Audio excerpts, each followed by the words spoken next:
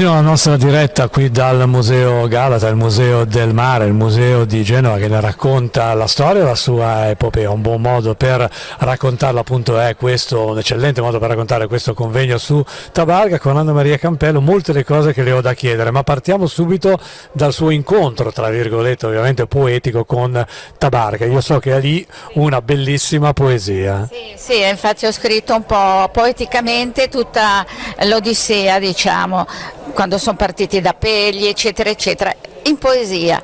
Poi fra l'altro tra le tante iniziative della Rotta del Corallo è stato deciso di portare questo giro bellissimo a barcavela, ripercorrendo tutta la storia, anche delle piante di ulivo, perché l'ulivo rappresenta un po' il simbolo della pace, e quindi dato che io avevo scritto... E quindi ha suscitato la sua vena poetica. E allora sentiamone un pezzetto perlomeno. Qui siamo tratti da... E qui invece abbiamo appunto dal mio libro Genova come e quando, che ho scritto diversi anni fa. Questo libro fra l'altro è anche all'università. Ma sempre attuale, sentiamo la poesia. Parlate anche dei blue jeans. Quindi traendo spunto brevemente la pianta dell'ulivo, forse con la magia dell'aria, oppure trasportata qui dal mare, si è con la tenacia attecchita fra terreni scossesi e accidentati, semplice e generosa, con poco nutrimento sopravvive rigogliosa e non cede mai al vento, è messaggio di pace e di fratellanza nel mondo. Quindi sono state, non l'ho letta tutta, è breve abbastanza, però questi sono passi significativi. Sì, sono stati tratti appunto i versi più significativi e sono stati inseriti quando è stato piantato l'albero di ulivo proprio lì a fianco, in modo di creare questa amicizia sempre di più sia con Tabarca, e sono stati portati anche in Sardegna nelle due. Certo, e andiamo avanti ancora qui in diretta dal Museo Galata, Museo del Mare, per Truman TV, e invece parliamo genovesi, tabarchini, liguri nel mondo.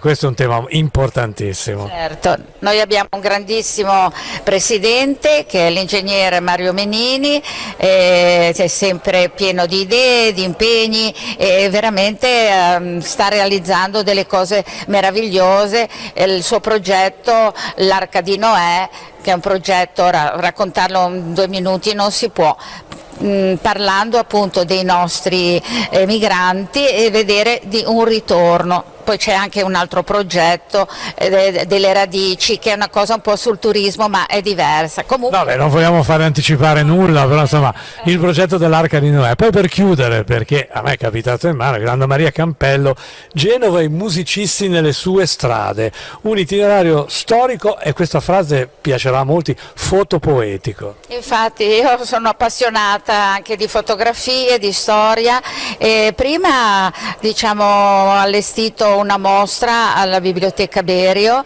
perché questi musicisti che girano, si incontrano nelle strade di Genova, mi facevano tenerezza, quindi ho trovato delle storie, delle cose, e ho fotografato con l'autorizzazione logicamente. Quindi prima ho fatto la mostra l'ho trasformata in libro. Ci sono tutti i quartieri di Genova, sono i 9 municipi, da Nervi a Voltri, tra storie, chicche, curiosità. E questo libro lo possiamo trovare edito da, vedevo, Ember Ars Studio Editore. Sì, Andrea e Dan Dalmazio abbiamo insieme collaborato per questo libro, devo dire che ci ha dato grandi soddisfazioni, sì. Assolutamente sì, e lo darà anche a noi a leggere. Adesso lo lascio andare al convegno, sì. Volevo parlare un attimo velocemente di Gens Ligustica, certo. che è l'organo di stampa dei Liguri nel mondo. 2 volte all'anno esce il giornale con tutte le novità.